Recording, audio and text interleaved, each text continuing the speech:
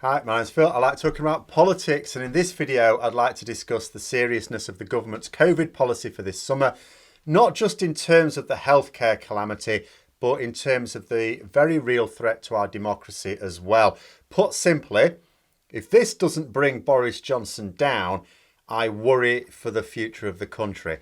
And I'm already pretty worried as it is. But first, if you'd like to be notified of daily news and politics, please subscribe to the channel and click the bell notification icon. So I've already talked a couple of times recently about the insanity that is the government's pandemic plans for this summer. In theory, it's a gamble that our hospitals will hold. It's not a gamble. I've been following the politics of our pandemic response from the start, of course, and this time it feels very different. The World Health Organization and every independent expert in Britain and around the world is condemning our behaviour here in very strong and urgent terms. They aren't just calling it ill-advised. That was generally the case before. You're not really doing this right.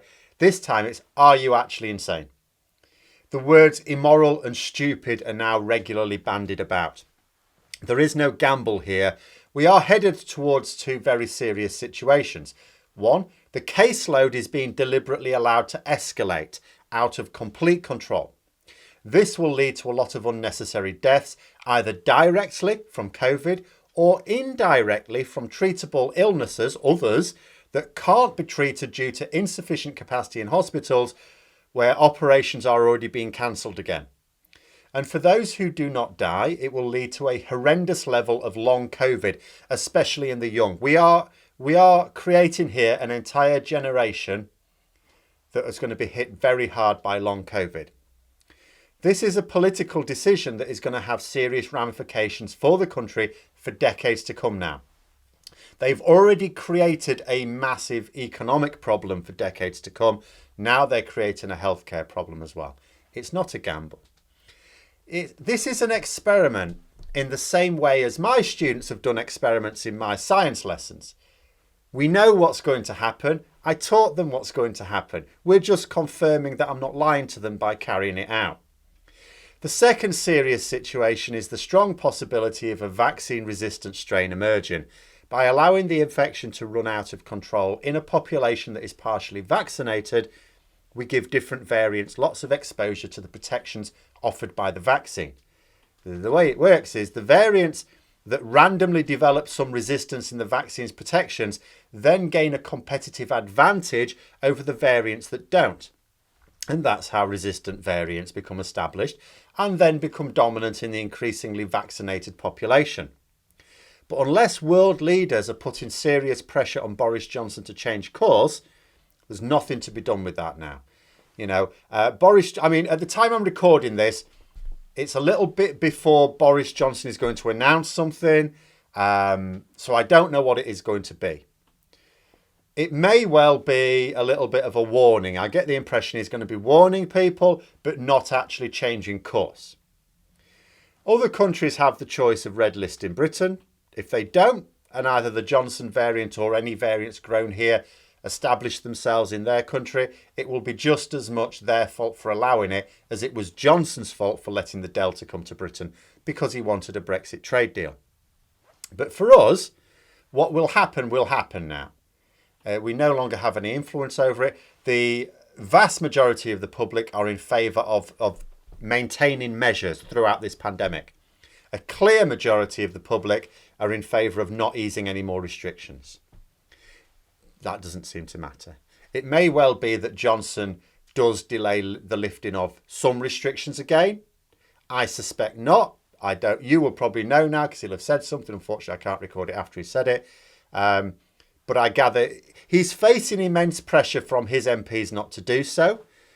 But it is still politically more damaging for him to return to restrictions than to delay lifting them. Besides, wearing face masks is not a restriction for the vast majority of people.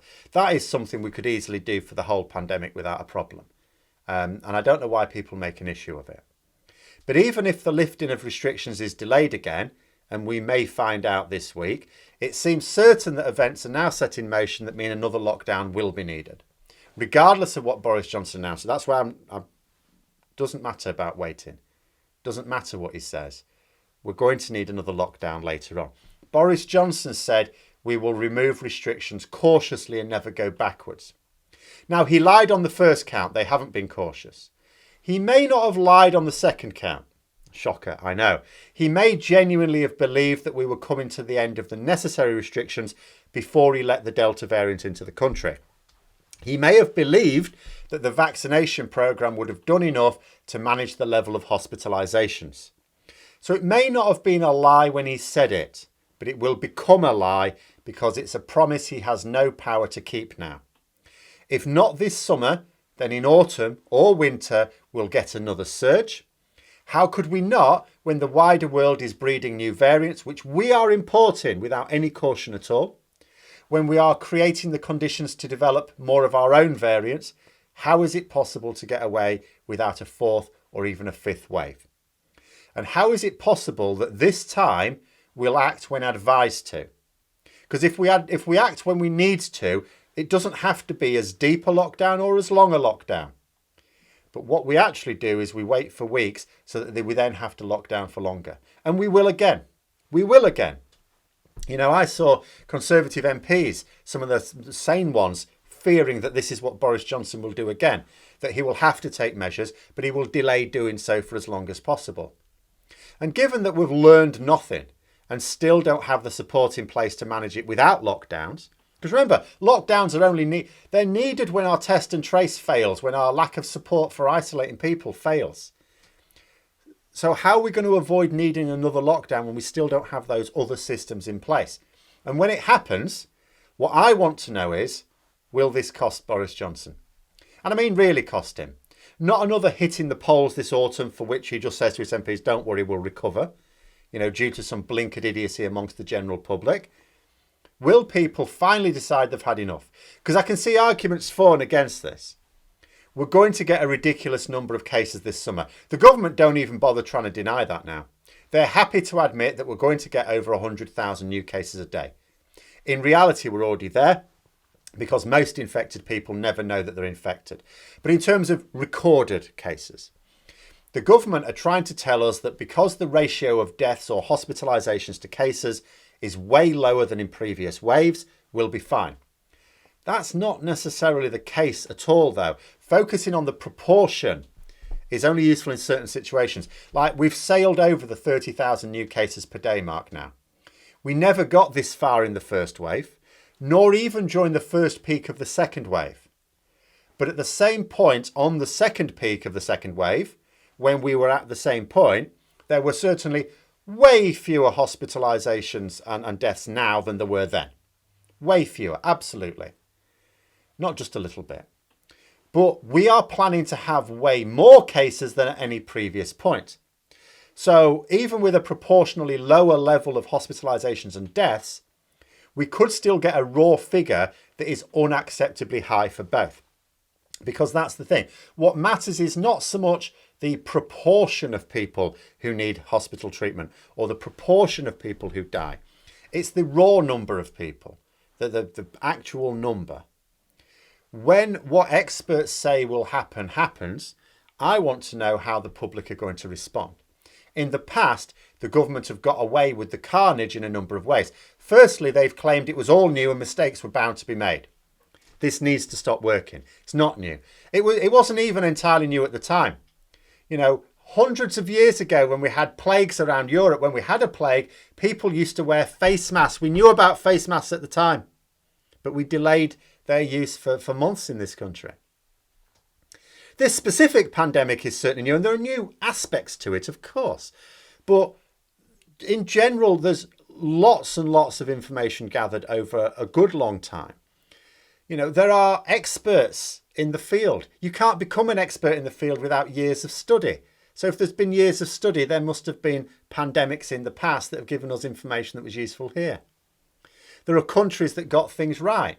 Well, they didn't just guess, they got it right. We've also, and speaking of other countries, we've now got plenty of information about how other countries proceeded to stop this nonsense working. Secondly, they've tried to claim that they follow the science but were let down by bad advice. In other words, they blame their scientists. Now, this has never been the case. However, it has worked on some of the public, and I worry it will again. The chief scientific advisor, and the chief medical officer have gone along with this. Absolute nonsense of a plan. They have said that we're going to get this surge, and if we're going to get it, we'd be better off with it this summer, than the autumn.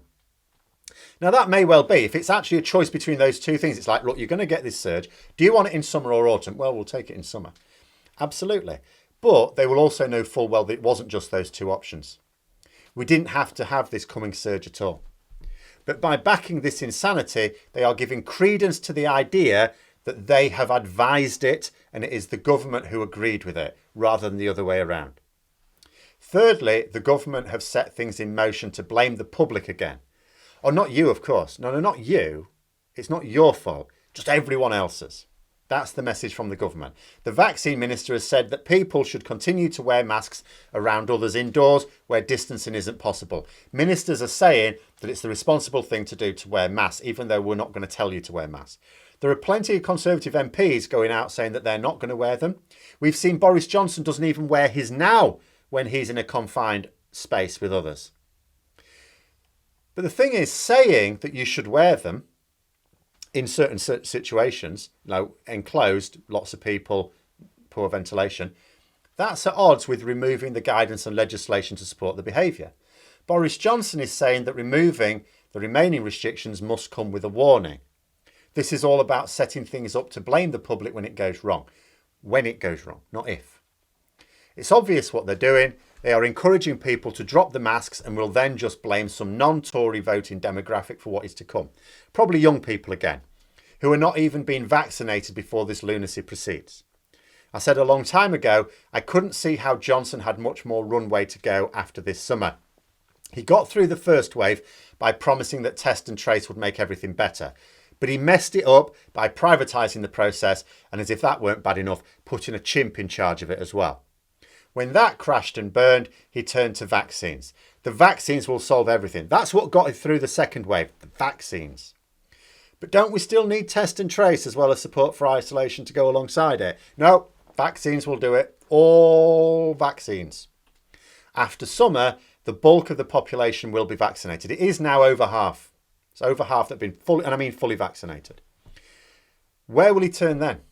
He should have nowhere left to go. If we end up with the same cycle repeating, test and trace has failed, vaccines hasn't done the job on its own, even though it will have improved the situation, it hasn't done it on its own. Where does he then go?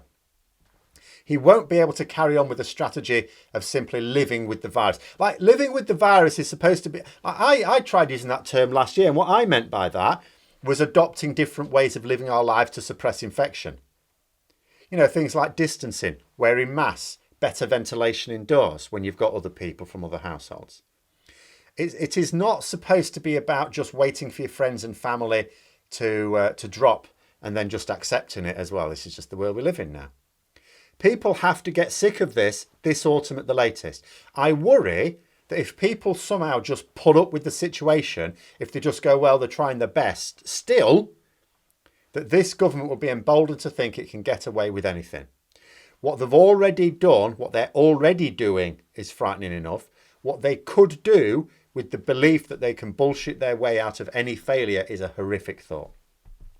But those are my thoughts. Let me know yours in the comments below. Hope you found the video interesting. If you did, don't forget to click the like button. If you'd like to support the channel further, please also click the Patreon link for details. Until next time, I'll see you later.